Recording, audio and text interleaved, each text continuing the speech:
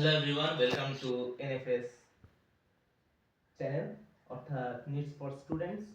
তো আমি নওয়াজ ইশফাকদ্দিন সমন, এইচএসসি ব্যাচ 27। আমি তোমাদের সামনে একটি নতুন এবং একটি খুবই গ্রহণযোগ্য একটি অধ্যায় নিয়ে আলোচনা করব। এই অধ্যায়টা ফিজিক্স ফার্স্ট পেপারের অষ্টম অধ্যায়। অধ্যায়ের নাম হচ্ছে পর্যায়বৃত্ত গতি।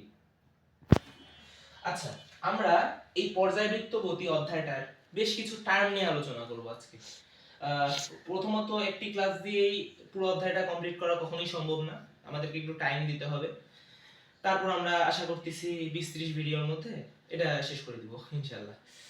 তো আজকে যে অধ্যায়টা সেটা হচ্ছে পর্যায়বৃত্ত গতি, অষ্টম অধ্যায়। এই অধ্যায়ের নাম হচ্ছে পর্যায়বৃত্ত গতি। তো আমরা যখন পর্যায়বৃত্ত গতি নিয়ে আলোচনা করব, তখন আমরা ফার্স্টেই আমরা যে কোনো অধ্যায় করার আগে সেই অধ্যায়ের বিষয়বস্তুটা সম্পর্কে আগে ভালো ধারণা নিব।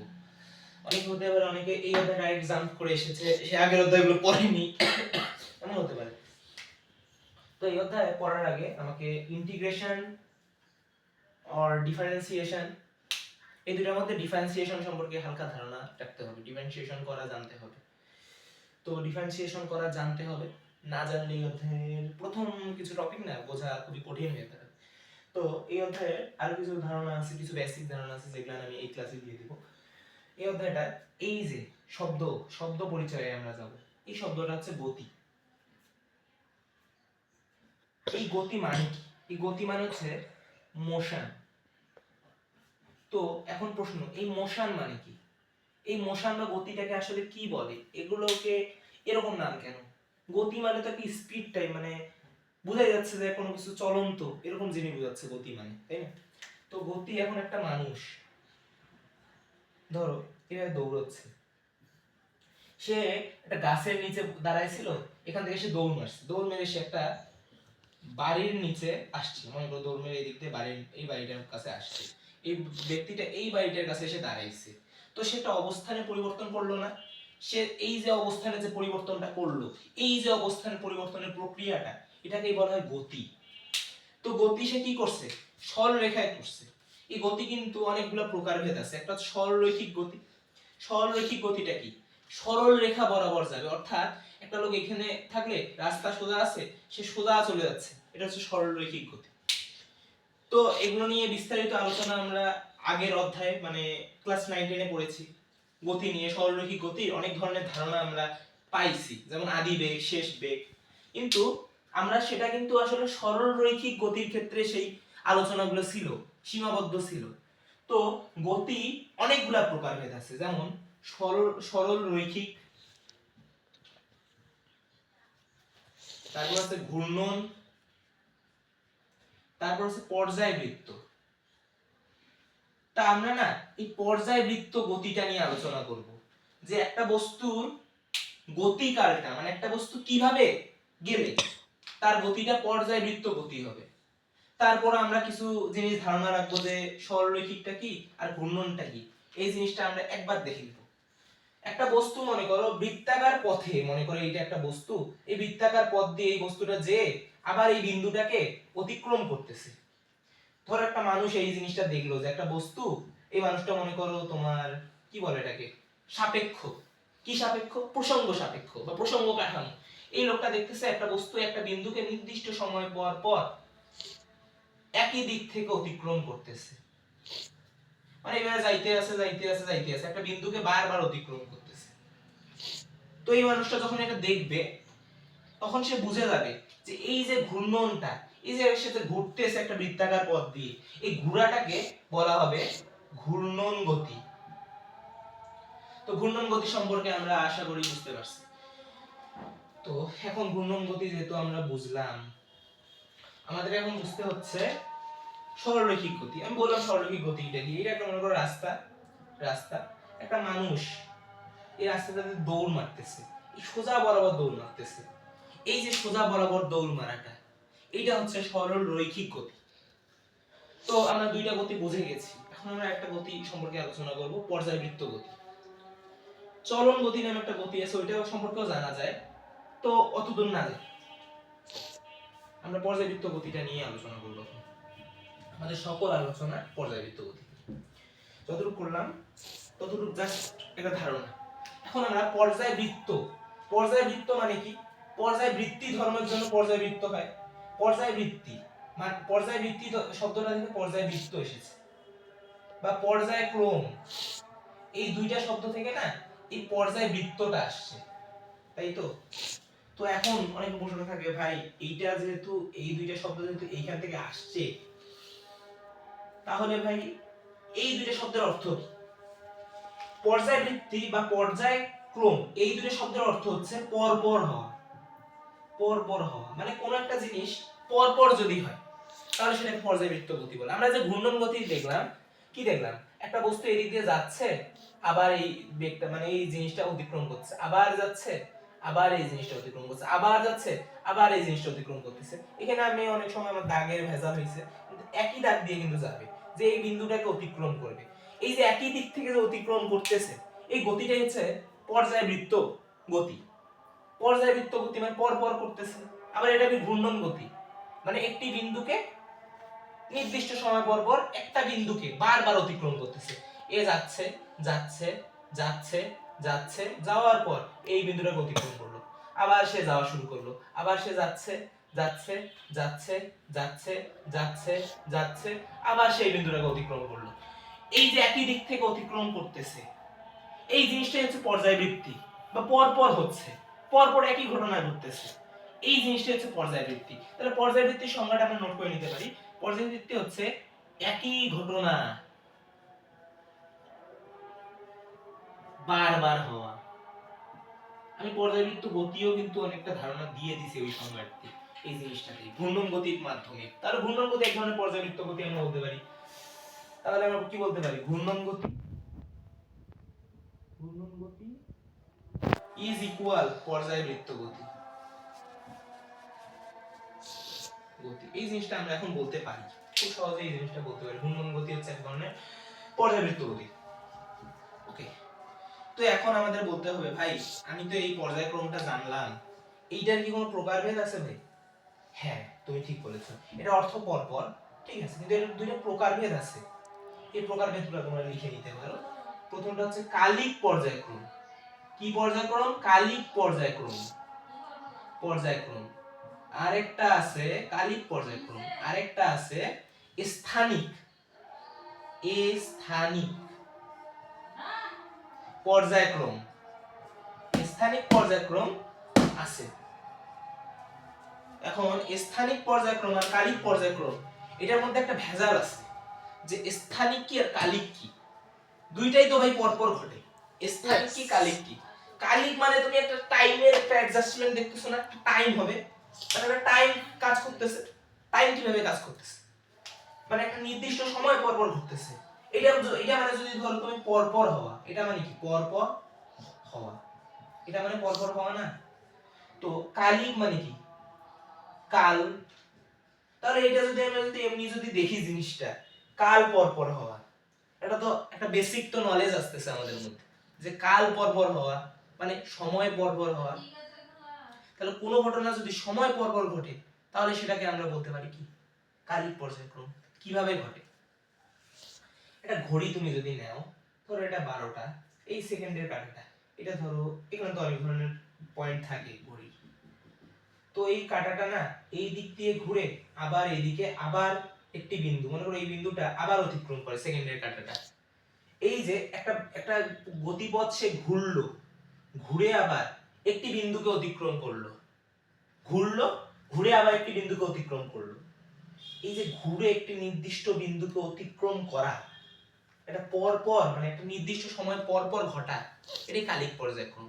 আচ্ছা, এই ঘটনাটা কখন ঘটে, যে একটা সেকেন্ডের কাঁটা নির্দিষ্ট সময় পর পর একটা বিন্দুকে অতিক্রম করবে, কখন ঘটে? নিশ্চয়ই এটা 60 সেকেন্ড পর পর ঘটে। তো কালিক পর্যায়ক্রম হইতে পারে ঘড়ির কাঁটা,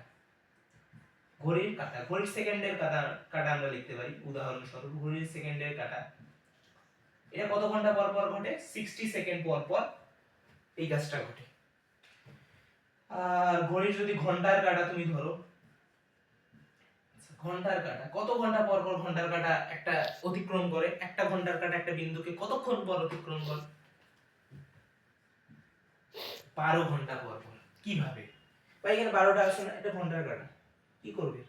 এটা একে আসবে, এক থেকে 2 এ যাবে, 2 থেকে 3 এ যাবে, 3 থেকে 4 এ যাবে, 4 থেকে 5 এ যাবে, 5 থেকে 6 এ যাবে, এরকম করে যাইতে যাইতে 11 তে যাবে, 11 থেকে 12 তে গেল। মানে 12টা একটা ঘর, দুইটা ঘর, তিনটা ঘর, চারটা ঘর, পাঁচটা ঘর, ছয়টা ঘর, সাতটা ঘর, আটটা ঘর, নয়টা ঘর, 10টা ঘর, 11টা ঘর, 12টা ঘর। মানে 12টা ঘর পার করে আসলো। মানে সে 12 ঘন্টা গেল।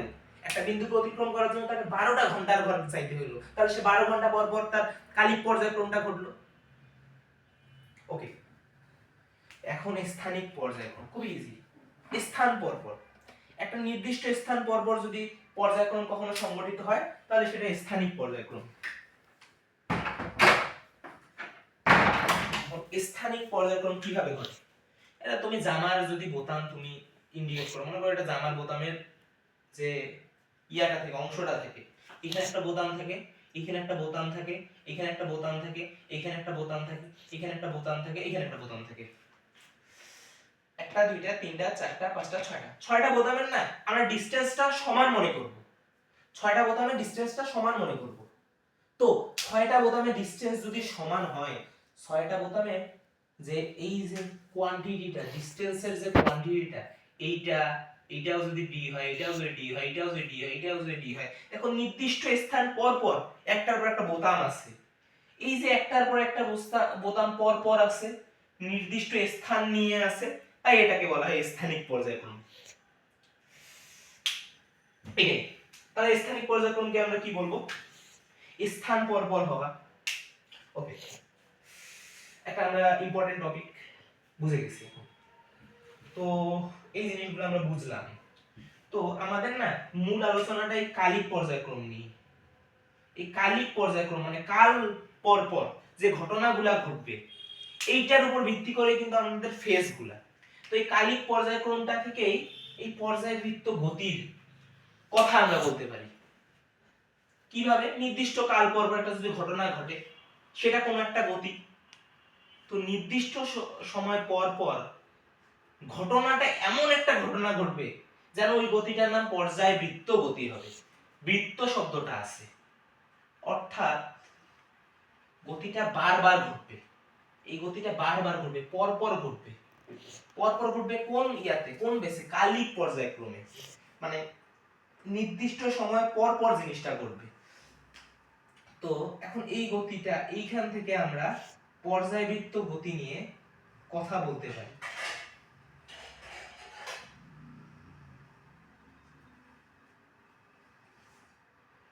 আচ্ছা, ধরো এখন একটা বস্তু, এই বস্তুটা মনে করো একটা গোলাকার পথ, এইভাবে যে যে যে যে যে গেল, মনে করো এইভাবে গেল, যাওয়ার পর সেই বিন্দুটাকে অতিক্রম করলো। একই পথ দিয়ে কোন একটি বস্তু একই পথ দিয়ে যাওয়ার সময় নির্দিষ্ট সময় পর পর একটি নির্দিষ্ট বিন্দুকে যদি অতিক্রম করে তবে তাকে পর্যায়বৃত্ত গতি বলে। বারবার দেখো, বারবার এটা একটা নির্দিষ্ট বিন্দুকে অতিক্রম করতেছে, তাহলে এটা কি গতি? পর্যায়বৃত্ত গতি।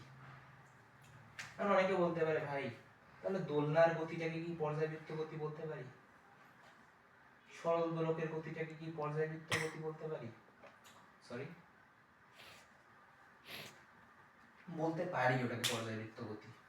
কিন্তু তুমি যদি বলো যে ভাই এই দিক দিয়ে একটা বস্তু গেল, আবার এই দিক দিয়ে আবার একটা বস্তুটা আবার এই দিক দিয়ে চলে গেল, তো ভাই এই বিন্দুটাকে তো ভাই অতিক্রম করলো, এই দিক দিয়ে যে এই বিন্দুটাকে অতিক্রম করলো, এই দিক থেকে এই বিন্দুটাকে অতিক্রম করলো, এইটাকে তুমি বলতে পারো ভাই পর্যায়বৃত্ত গতি হবে না।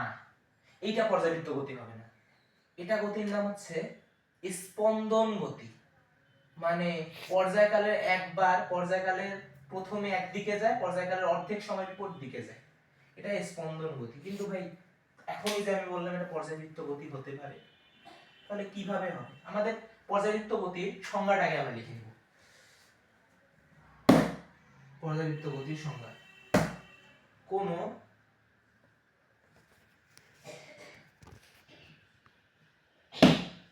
বস্তু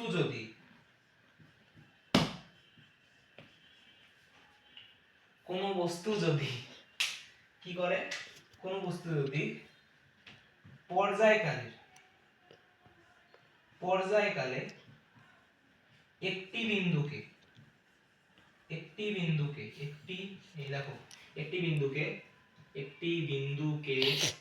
নির্দিষ্ট সময় পর পর একই দিক থেকে অতিক্রম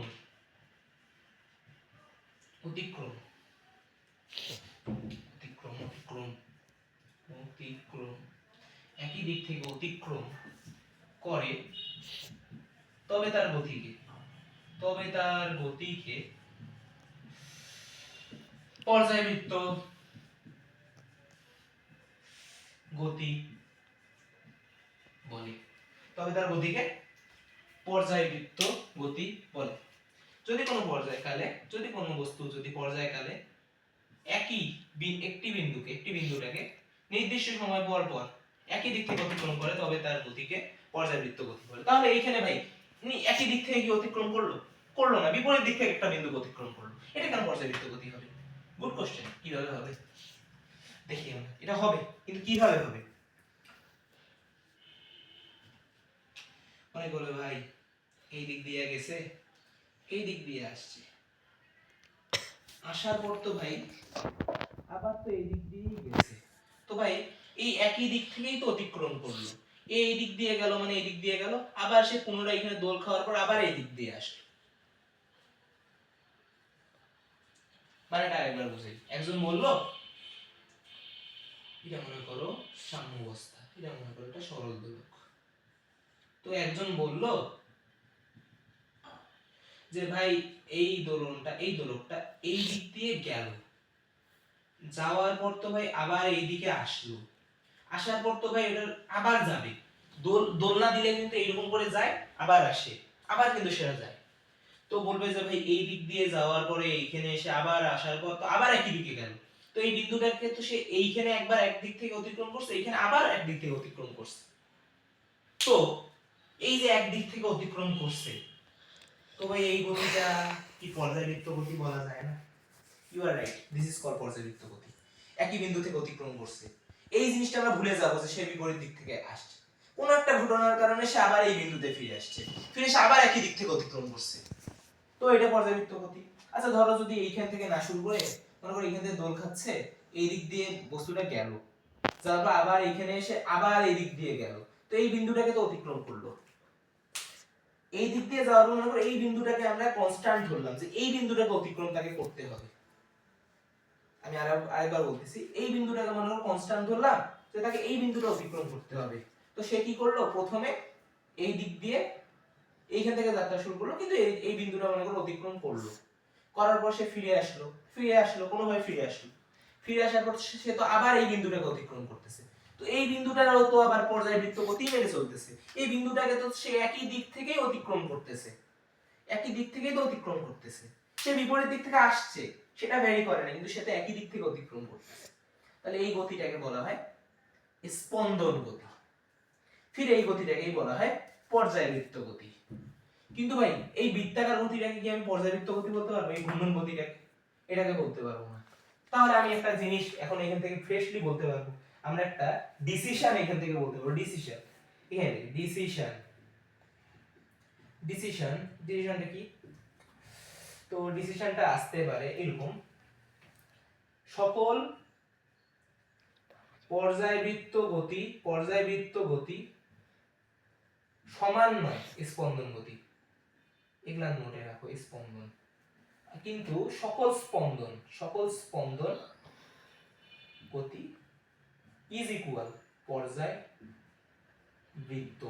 এই জিনিসটা না খাতায় ভালো করে লিখে রাখো, না আসবে এগুলা জিনিস এমসিকিউ এ গুড করে চলে আসবে। তো আমরা খুব একটা বড় আলোচনা থেকে কিন্তু চলে যাচ্ছি, মানে খুব বড় বড় আলোচনা গুলো করতেছি এখন।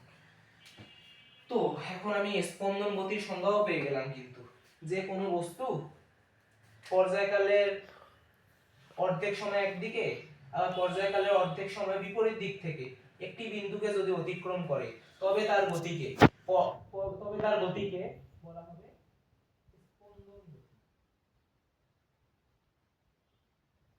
স্পন্দন গতির সংজ্ঞাটা আমরা লিখি।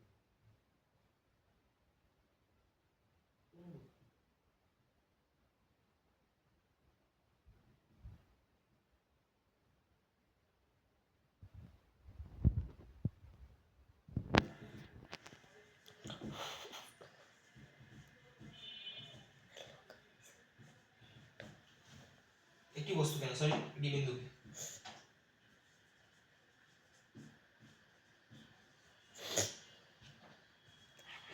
একই দিকে ও অর্ধেক অর্ধেক অর্ধেক সময় সময় বিপরীত বিপরীত বিপরীত দিক থেকে অতিক্রম করে তবে তাকে স্পন্দন গতি বলে।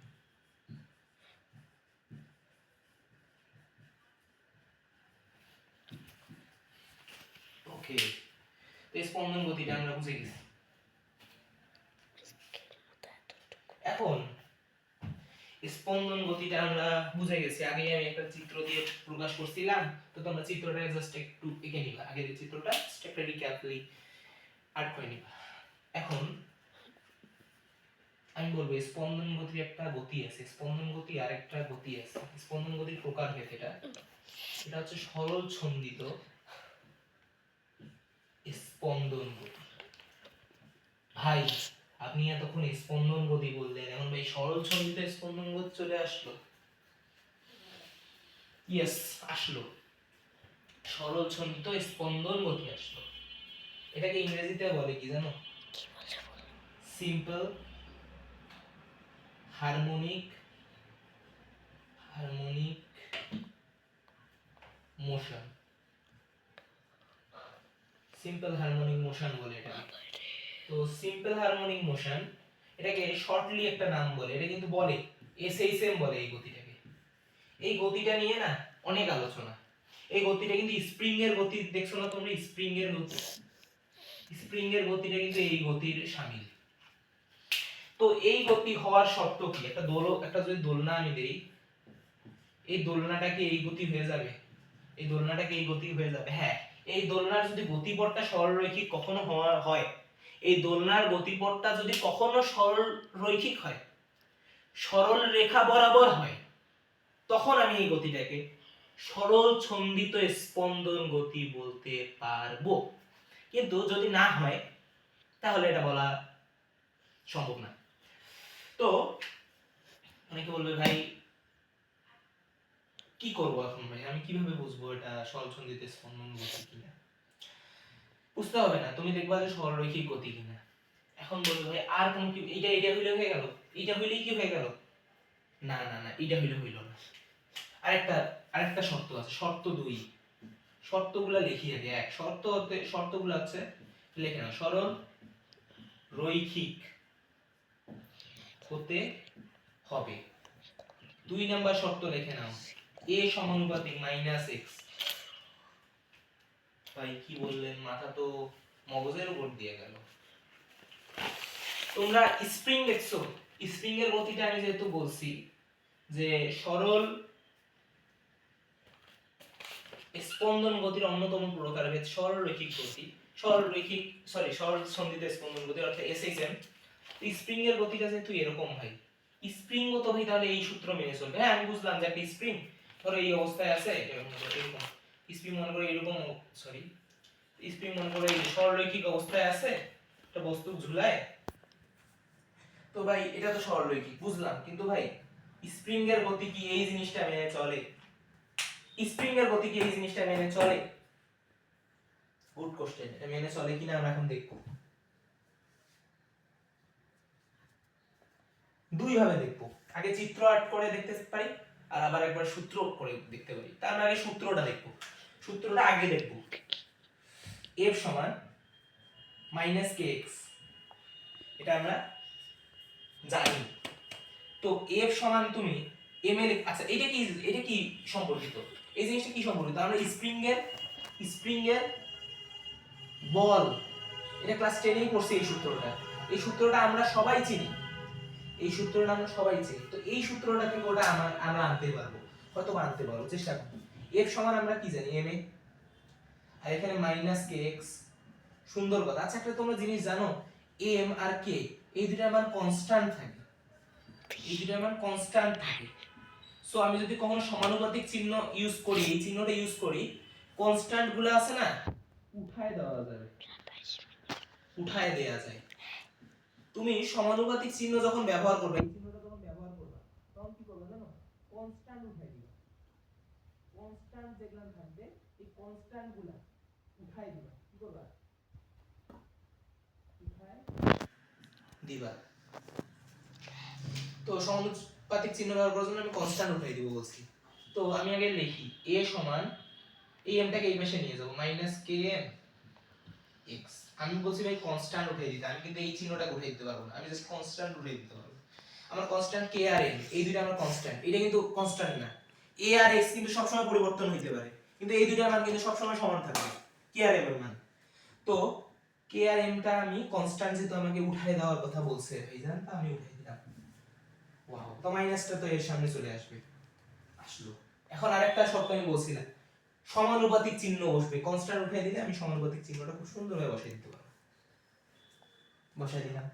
তো ভাই এইটা কি সরল স্পন্দন ছন্দিত গতি, সরল ছন্দিত স্পন্দন গতি, এস এইচ এম এর প্রথম সূত্র, দ্বিতীয় সূত্র মেনে চললো। তো প্রথম সূত্র তো আমি বুঝাই দিছি, ওইটা তো মেনে চললো। তো দুইটা জিনিসই মেনে চললো। Okay, good good good good good good. তো মেনে চললো। তো এখন চিত্রর সাহায্যে আমি একবার দেখাইতে চাইছি যে ভাই -a কেন হইছে, -a বলো, -x কেন হইছে, x কেন হইছে, এই প্রশ্নটা হবে, -x কেন হইছে, হওয়ার ছিল এজন্য হইছে। তো এখন আমি বলবো একটা আনুভূমিক তুমি স্প্রিং আট করো, আনুভূমিক স্প্রিং আট করো, এটা একটা বস্তু তুমি দিয়ে দাও স্প্রিং।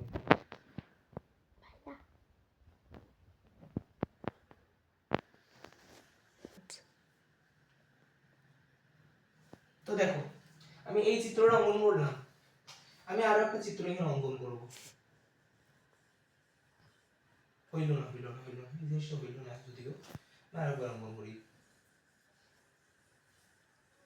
কোন একটা এই বস্তুটাকে না টানছে, একটা লোক এই বস্তুটাকে টান দিছে, স্প্রিং এই বস্তুটা আগে থেকে এই অবস্থায় ছিল, মানে এই বস্তুটা মানে এই অবস্থায় দাঁড়াই ছিল, মানে এই বস্তুটা কোনো কম্পনরত অবস্থায় ছিল না, কিন্তু একটা লোক কি করলো, এই বস্তুটা টানছে। আবার একটা ঘটনা ঘটছে, টানার পর তো স্প্রিংটা সঞ্চালন করবে, তো সঞ্চালন করার পর স্প্রিংটা এই জায়গায় বস্তুটা চলে আসছে, এখন আবার বস্তুটা এইদিকে চলে যাবে। তুমি একটা জিনিস যদি দেখো, স্প্রিং কি করে, এরকম এরকম করে, মানে যখন একটা বস্তু মনে করো স্প্রিং এর সঙ্গে, মনে করো এটা স্প্রিং, সরি ধরো এটা স্প্রিং, এটা মনে করো এই বস্তুটা মনে করো স্প্রিং, এই বস্তুটা স্প্রিং এর মনে করো এই জায়গায় আছে, সাম্যাবস্থায় আছে, স্প্রিং মনে করো এখানে একটা স্প্রিং আছে। তো সাম্যাবস্থা থেকে যখন তুমি টানবা, এই বস্তুটা কিন্তু এই দিকে যাইতে যাবে, এই দিকে যাইতে যাবে। আর যখন তোমার এই জায়গায় যাবে, যাওয়ার পর যখন স্প্রিংটা একটা অবস্থানে চলে যাবে, তখন কিন্তু এই স্প্রিংটা সংকোচন হবে, এই মিডলের যে ফাঁকা জায়গাটা আমরা দেখতেছি ওটা স্প্রিং অনুভব করব। তো এই জায়গাটা কিন্তু ধরো এই জায়গাটা কিন্তু এই পর্যন্ত সংকোচন করার সংকোচন হবে না, কারণ এই বস্তু এই জায়গাটা আবার এই দিকে চলে যাবে, অর্থাৎ প্রথমে গেল এই দিকে, তারপরে আবার এই দিকে চলে যাইতে যাবে। তো এই রকম করতে থাকবে, মানে সংকোচন, মানে আগে আগে স্প্রিংটা মানে প্রসারিত হয়ে এত দূর চলে যাচ্ছে, প্রসারণ ঘটতেছে, মানে যখন আমি টান দিছি প্রসারিত করছি, প্রসারিত করে যখন ছেড়ে দিছি তখন বস্তুটা সংকোচন ঘটে এইদিকে চলে গেছে। আবার যখন এই পর্যন্ত গেছে তখন এটা সংকোচন আর হতে পারতেছে না, তখন এখন প্রসারণ দরকার, তো বস্তুটা আবার এইদিকে চলে আসে ট্রাই করবে, তখন দেখা যাবে একটা জিনিস, তখন এই ঘটনাটা ঘটবে, ওই বস্তুটা আবার প্রসারিত হবে, প্রসারিত হয়ে এই পর্যন্ত আবার চলে আসবে, ঠিক আছে, আবার সে এইদিকে যাওয়ার ট্রাই করবে, এরকম করে আন্দোলন হতে থাকবে, আন্দোলিত হতে থাকবে, আন্দোলিত মানে কি স্থান পরিবর্তন করতে থাকবে, মানে কম্পন হবে, মানে এইদিকে যাবে এইদিকে যাবে, এইদিকে যাবে এইদিকে যাবে, এই ঘটনাটা ঘটবে, এই ঘটনাটা ঘটবে। তো আমি লাস্টের লাইনটা মিশিয়ে দিলাম, আমার ওইটা দরকার নেই, আমার এই তিনটে দরকার, আমার এই তিনটে দরকার। তো সাম্যাবস্থা কোনটা ভাই? সাম্যাবস্থা দরকার এটা, সাম্যাবস্থা এটা, এই জায়গায় স্প্রিং, এই জায়গায় বস্তুটা জিরো ছিল, এই বস্তুটার কোনো বেগ ছিল না, সরি এই জায়গায় বস্তুটার কোনো গতি ছিল না, তো এই জায়গায় বস্তুটার সবকিছু জিরো ছিল, কিন্তু এই জায়গায় যখন বস্তুটা গেছে, বস্তুটা এই জায়গায় যখন টান দেওয়া হয়েছে, এই বস্তুটা এই দিকে যাইতে যাচ্ছে, মানে এই দিকে একটা বল অনুভব করতেছে, এটা এফ, ধরলাম এই বলটা এফ। আবার যখন এই বস্তুটা এদিকে গেছে তখন এই দিকে একটা বল অনুভব করতেছে, এই দিকে যাইতে যাচ্ছে মানে এই দিকে বল অনুভব করতেছে, এইটাও এফ। কিন্তু ভাই আমার এফ এর সঙ্গে এম এ আছে না, তাহলে এমটা যদি আমি সরাই দেই, আমি এফ সমানুপাতিক এ না, এমটা যদি আমি সরাই দেই এফ সমানুপাতিক এ না, হয় না? না হয়।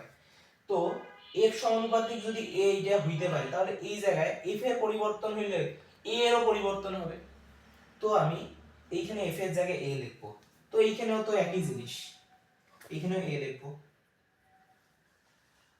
লিখলাম।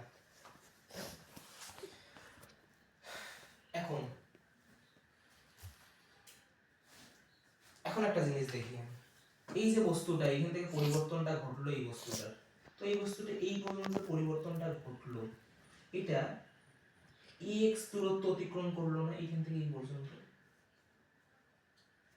এইখান থেকে এইখানে যে গেল বস্তুটা x দূরত্ব অতিক্রম করলো না, কোন দিকে অতিক্রমটা করলো? এই দিকে করলো। আবার একটা জিনিস দেখি, এই দিকে যে তুমি টানলা, বস্তুটা এই দিকে যে x দূরত্বটা অতিক্রম করলো, কোন দিকে করলো? এই দিকে করলো। একটা জিনিস তোমাকে এখন দেখাই, এটার দিকটা তোমার এই সাম্যাবস্থার বিন্দুটাতে না, এটা ধর একটা সাম্যাবস্থার বিন্দু, ঠিক আছে, তো এইটারও এ এর দিক সাম্যাবস্থার বিন্দুর দিকে, এই দিকও এ এর দিকটা সাম্যাবস্থার বিন্দুর দিকে, একে এই দিকে টানতেছে, একে এই দিকে টানতেছে, এফ বলটা এই দিকে এর, আর এর এই দিকে, তো এটা বা এফটা এই সাম্যাবস্থার বিন্দুর দিকে যাচ্ছে, কিন্তু এক্সটা কি করতেছে? ওই পজিশনে আমরা দেখছি এক্সটা ওই পজিশনে অলরেডি সাম্যাবস্থার বিপরীত দিকে, মানে বিপরীত ভেক্টরে, বিপরীত ভেক্টর বাদ দাও, বিপরীত দিক দিয়ে যাচ্ছে। তো যেহেতু বিপরীত দিক থেকে যাচ্ছে, সেহেতু আমরা বলতে পারি যে এক্স এর দিকটা ঋণাত্মক, সাম্যাবস্থার বিপরীত দিকে যেহেতু গেছে, তো এটা যত বাড়তেছে এক্স এর দূরত্ব বাড়তেছে, কিন্তু এক্স এর দূরত্বটা কি করতেছে? সাম্যাবস্থার বিপরীত দিক থেকে বাড়তেছে, তো বিপরীত দিক থেকে বাড়তেছে দেখে আমরা এ সমানুপাতিক মাইনাস এক্স বলতে পারি, বুঝছো? এ বাড়লে এক্স বাড়বে, কিন্তু এটা সাম্যাবস্থার দিকে বাড়তেছে আর এক্সটা বাড়তেছে সাম্যাবস্থার বিপরীত দিকে, এই দিকটা দেখার জন্য এটা ইউজ করা হয়েছে। তো স্প্রিং এর গতি এ সমানুপাতিক মাইনাস এক্স মেনে চললো না না চললো? নিশ্চয়ই চললো। তো আমরা বলতে পারি এটি একটি সরল ছন্দিত স্পন্দন গতি স্প্রিং এর গতি, আমরা এটা বলতে পারি? পারি। তো আমি আশা করি আজকের টপিকটাকে ফুললি রিয়ালাইজ আমরা ভাবতে পারছি, বুঝতে পারছি, শিখতে পারছি, আজকের টপিকটা আমরা ফুললি ফিল করতে পারছি। ফিলটা করাটা মেইন, তো এখন এইখান থেকে আমি কয়েকটা সূত্র আমি জাস্ট মাথায় রাখতে বলবো। f সমান মাইনাস kx, এই সূত্রটা একটু মাথায় রাখবা তোমরা। এখানে a হচ্ছে বল,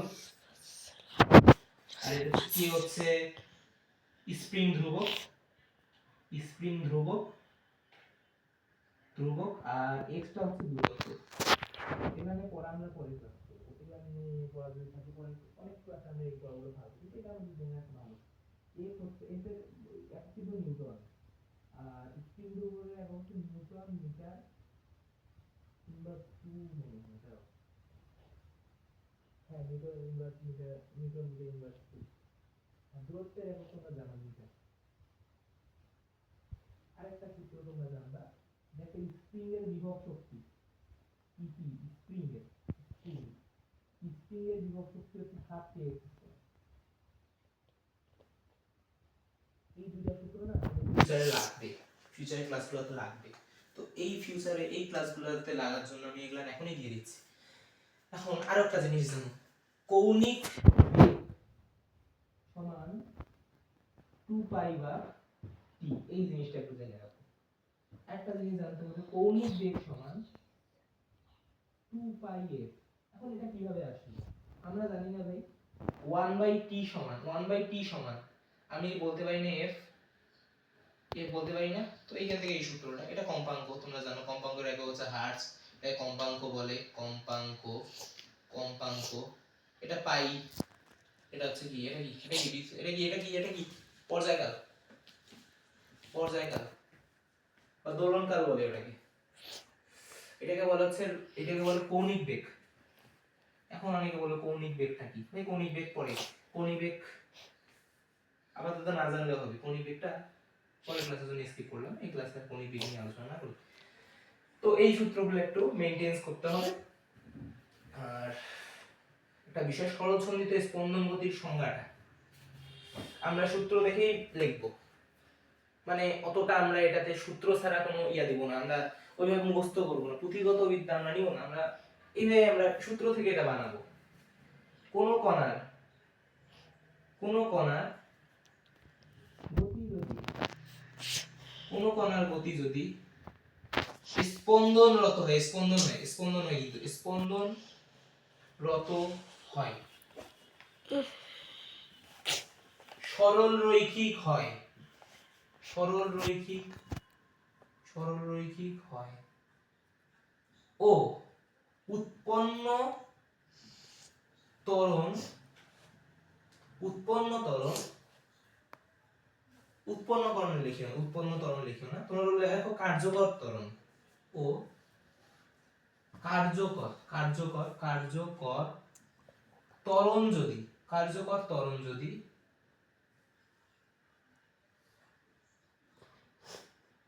বস্তুর অতিক্রান্ত দূরত্বে, বস্তুর অতিক্রান্ত দূরত্বে, অতিক্রান্ত দূরত্বে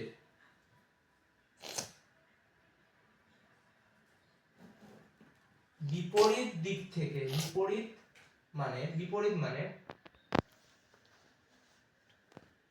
সমানুপাতিক হয়, সমানুপাতিক হয়, তবে তার গতিকে সরল ছন্দিত, সরল ছন্দিত স্পন্দন গতি বলে। বুঝো আর না বুঝো এটাই হচ্ছে তোমার আমার বানানোর সংজ্ঞা। মানে আমার এই যে এই যে অ্যানালাইসিস, এই অ্যানালাইজ করা থেকে এই যে এই অ্যানালাইসটা যে আমরা করলাম সরল রেখা বরাবর, এই সরল রেখা একটা, এই অ্যানালাইজিং অনুযায়ী সংজ্ঞাটা দেওয়া। তো আশা করি আজকে আমরা অনেক টপিক সম্পর্কে আলোচনা করছি, অনেক সূত্র পড়ছি, আমরা একটা ইম্পর্টেন্ট টপিক নিয়ে পড়লাম। আমরা প্রথমে কি বললাম, পর্যায়বৃত্ত গতি, পর্যায়বৃত্ত গতি নিয়ে পড়লাম, পর্যায়বৃত্ত গতি নিয়ে পড়লাম, সরল স্পন্দন গতি পড়লাম, সরল স্পন্দন গতি পড়লাম, কিন্তু পর্যায়বৃত্ত গতির মধ্যে ফিরে স্পন্দন গতিও পড়ে নিলাম একটু, স্পন্দন গতি, বিভিন্ন প্রকার গতি নিয়েও পড়ছি। তো এগুলো হচ্ছে ইম্পর্টেন্ট জিনিস।